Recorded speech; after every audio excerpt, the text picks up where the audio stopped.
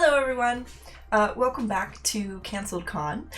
My name is Voodoo Val. I am a freelance digital illustrator and painter, and also a sometimes instructor of Photoshop daily creative challenges over on Behance.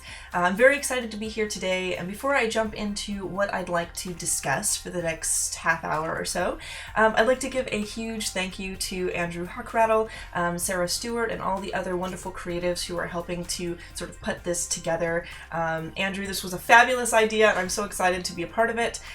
Also, remember that I'm not the only person on today. There was an awesome day yesterday, there were awesome creatives on before me, and there will be amazing people on after me. So definitely stay tuned for everyone who's presenting today, because it's going to be a ball.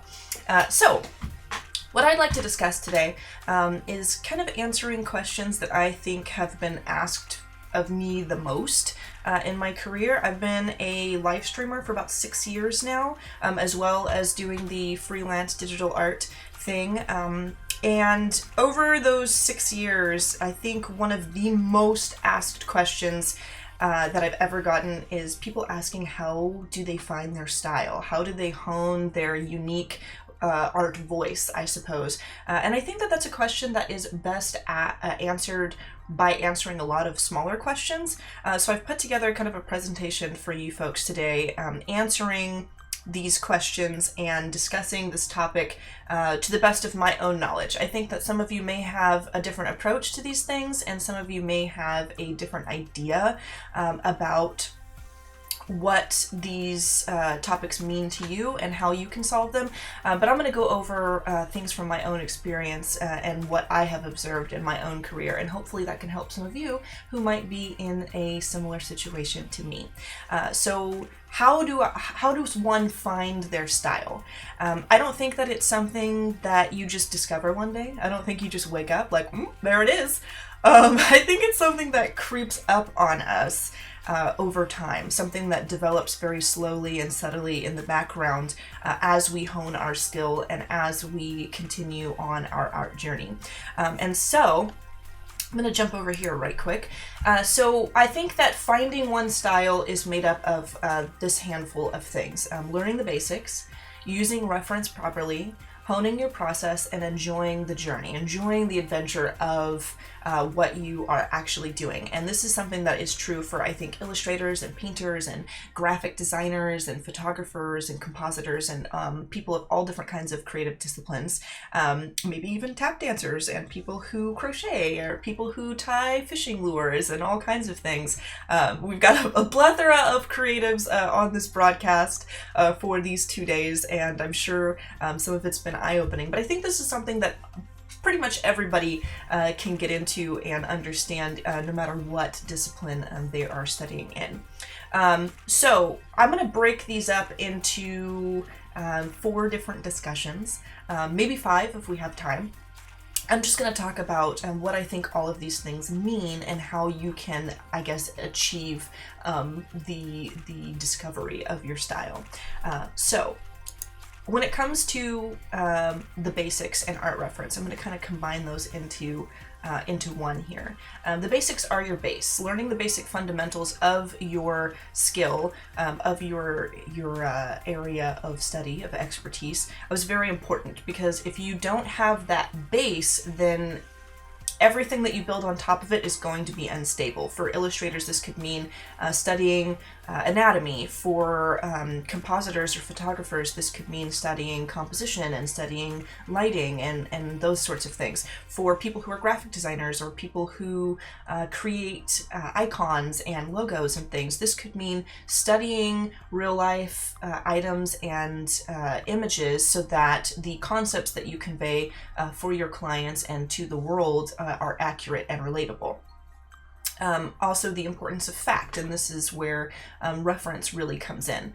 I think that the importance of using reference properly is probably at the top of the list, in the top 2 or 3 things that you need to have on lock, so to speak, when it comes to creating.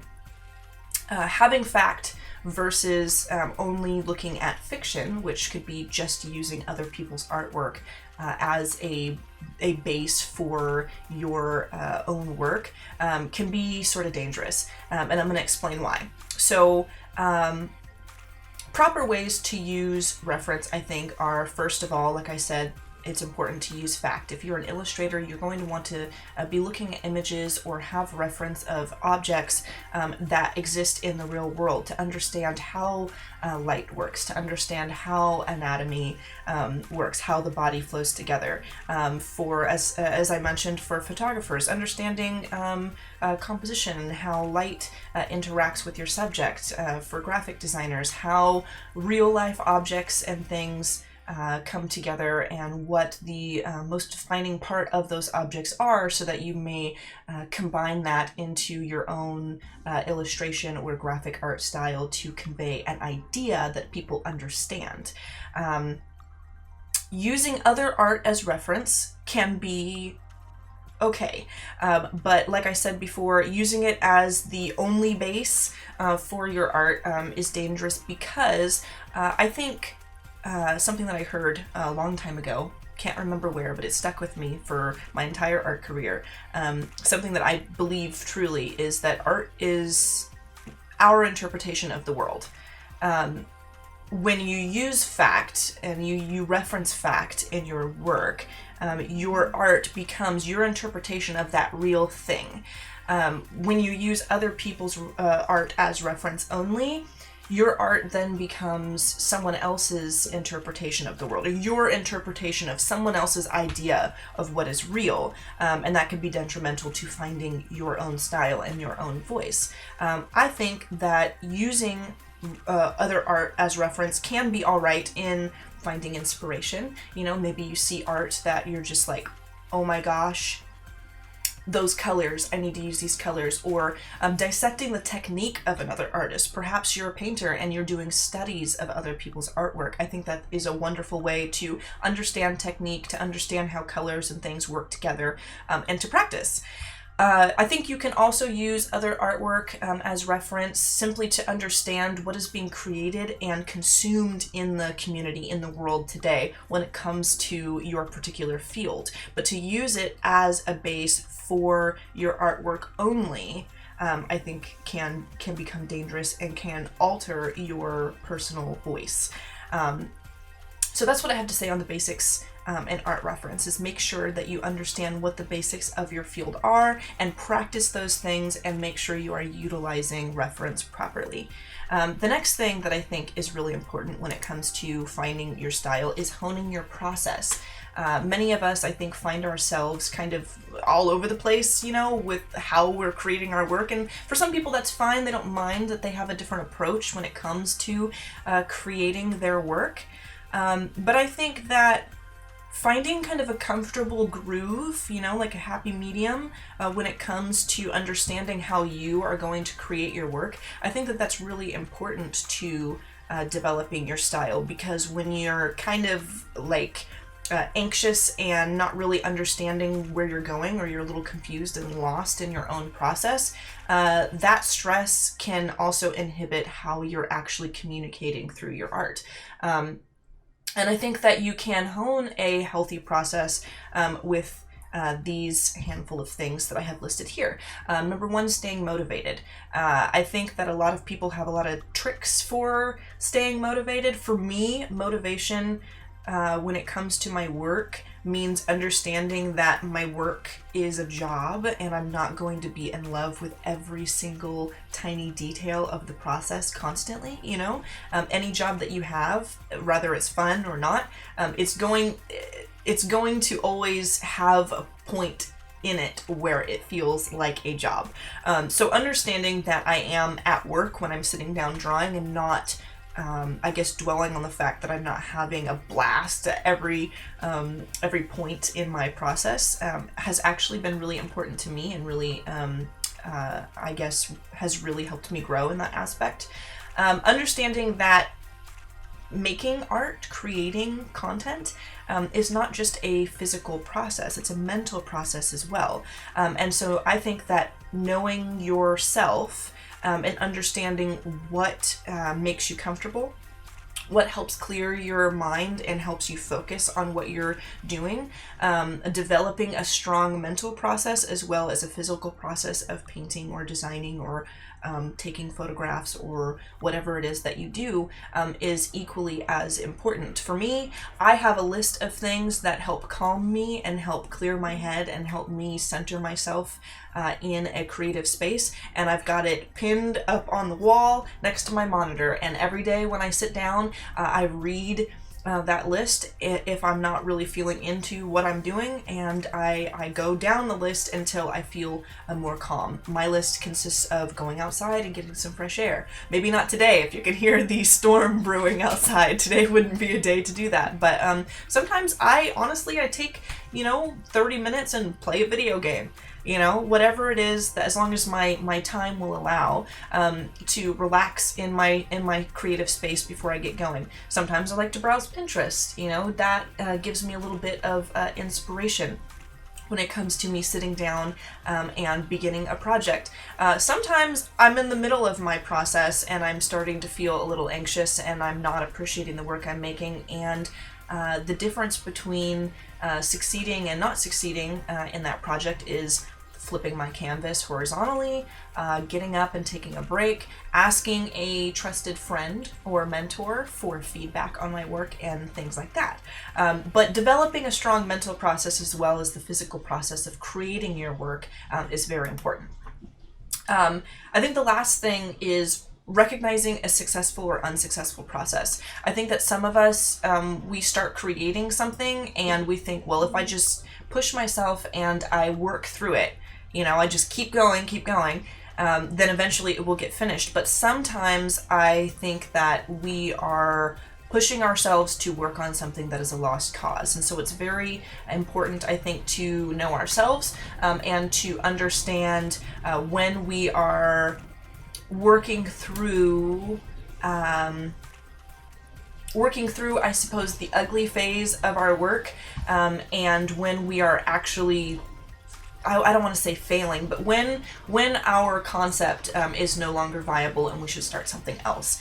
I think that the ugly phase, as I've called it, and as a lot of people refer to it as, is not really something that goes away during the process. It's just something that you push through sometimes, and then you start to recognize the signs of when you're still on a successful path, and you're just cleaning up your design, and when you really do need to, I guess, take a step back and give it some time or start on something new. I think it all goes hand in hand with the mental process, with understanding yourself and knowing how you operate in a creative space, and then being able to judge whether you're on a successful path or not. And the way I find out, because sometimes I'm not sure, is I just take a break from it. I come back, I look at it with fresh eyes, and I make a decision whether I'm going to continue on with it or not. But the main importance of that step is knowing yourself and understanding when you want to quit or when you need to quit.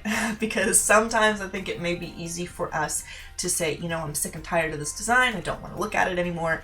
And then we put something that could have succeeded away into the junk folder. But know when it's time.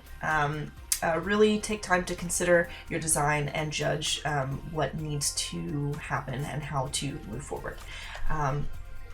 The next points that I have is enjoying the art journey. I think that a lot of us can get discouraged, especially when we hear from other designers, it's going to take a long time, to get through the art journey. It's going to take a long time to hone your skill. You have to do like 1 million sketches, in order to get 100 good paintings. All of these things that a lot of professionals say, and they're not wrong. They really are not wrong. But I think what's really important, at least to me, what I have found really keeps me going and helps me to keep moving forward, is truly enjoying the journey of getting to where I want to be. Let it not be a burden. The knowledge that the journey is long. Let it be an adventure. I think it's true as an illustrator and designer and creator, entrepreneur, creative director, whatever it is that you are. I think that it's true that you're going to have to spend a lot of time honing your skill and earning your way to success. But think about this for a moment. Many of us, I'm sure, have sat down to create something or to work on a project, and we think, gosh, if I could just do this. You know, if I just had the knowledge I needed, if I just had the skill, that I could create everything I sit down to make, and I create that perfectly as I see it in my head. I think, ooh, we got some thunder going on.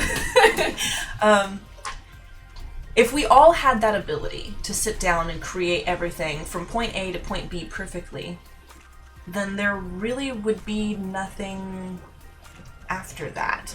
I think the alternative to working at something is having no farther to climb and nothing more to discover. I often have moments, like I said, where I that's what I want. I just wish I could sit down and do it. But if I got what I wish for, I think the adventure would be over. And I realize that I don't really want to know it all. I think I want to try it all. I think that the art journey is a thing of beauty. It's what actually makes me feel like I have purpose. It's the thing that I strive to participate in daily. It is the thing that gives me the most joy. And yeah, I want to be able to paint all the things that I love and do all the things that I want to do. But I think the act of working at it and trying to get there and experimenting with my art is the thing that brings the most joy. And I think if you think about it, you may find the same is true for you. So enjoy that journey, and don't dwell on the fact that it is long. I think we should rejoice that it is long, because we will always be able to find new things to make and new things to create. Yeah. So, if I have more time, I'm not actually sure how long this video is lasting. If I have more time, I would like to jump into one more slide. Next, what I'd like to talk about is utilizing social media. And this is, I suppose, kind of a bonus because it's not really in keeping with finding one style, but it's also something I thought was really important maybe to go over. When I first started my creative career, I thought that I had to be on every single social media platform, and for time I had a page and everything on everything that I could think of, because I thought, you know, all these successful businesses and creative corporations and things, they have a presence everywhere. You know, everyone can reach them anywhere online, therefore I should too.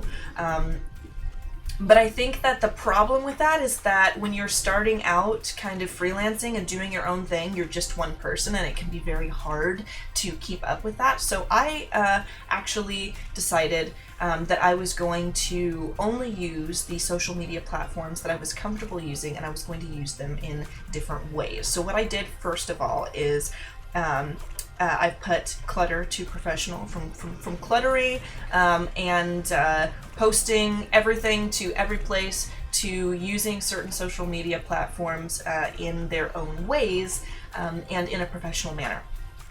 Personalizing your presence, I think, goes hand in hand with that. So what I did was I decided I was going to use Instagram and Twitter and Behance. And I do have other portfolio sites, and I do have a personal website that I like to use sometimes. It is just pouring. It's coming down out there.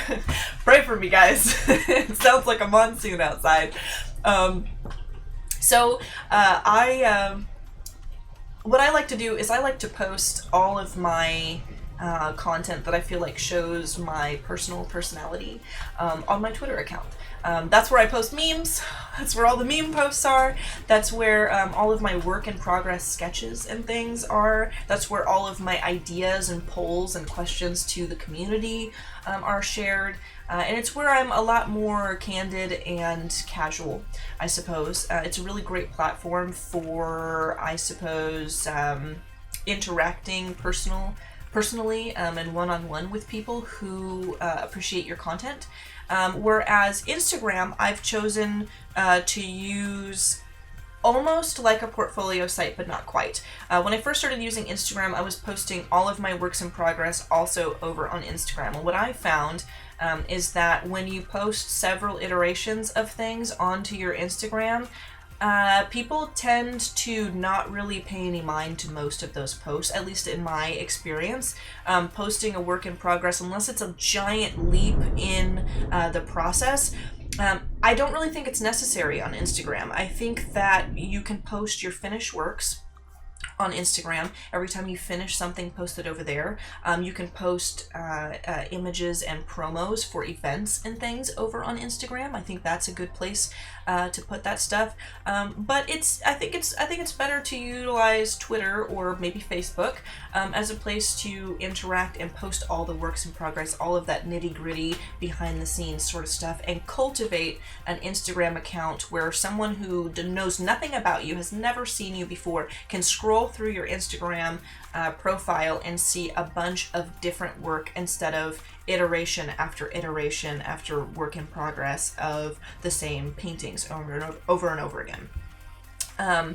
The next thing is letting go of old work and letting your portfolio breathe. Now, you have a more candid experience, a more casual experience happening on Twitter.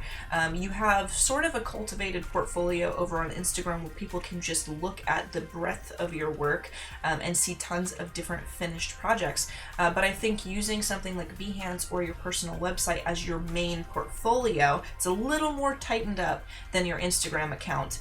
Is worth it. And that is where you can, I guess, Marie Kondo sort of the collection of your work, letting go of old work, knowing when to say goodbye to things that no longer represent your skill, and keeping a very small amount of your absolute best work for display over on your main portfolio site. That's how I use my portfolios, and I wouldn't say that I have a massive following on social media by any stretch of the word, but definitely since I've started doing this, I have seen results.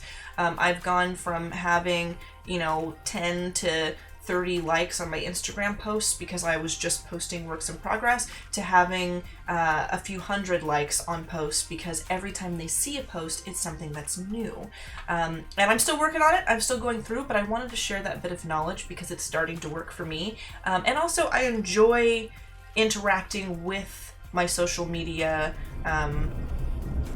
followers. And I enjoy utilizing social media platforms now, where before it was just a chore. I would create one thing and I'd have to go update it 5 different places, and now I just use what I love. Now I'm more honest in the process of having a social media presence, and it's working for me. So if you've been trying using social media and you haven't tried this particular method yet, and you'd like to, I highly recommend. And if you have any, I guess, information or opinions to the contrary of anything I have said today, I would love to hear your thoughts and opinions. I would love to check out what you folks would like to discuss about these topics. You guys can follow me on Instagram or on Twitter. I've got my little handles over there in the corner. Shoot me a message. Let me know what you're thinking about. Thank you again, everyone, for allowing me this opportunity to present for you today at CanceledCon. It has been a blast. Stay tuned for other presenters coming up after me, and happy designing, everyone.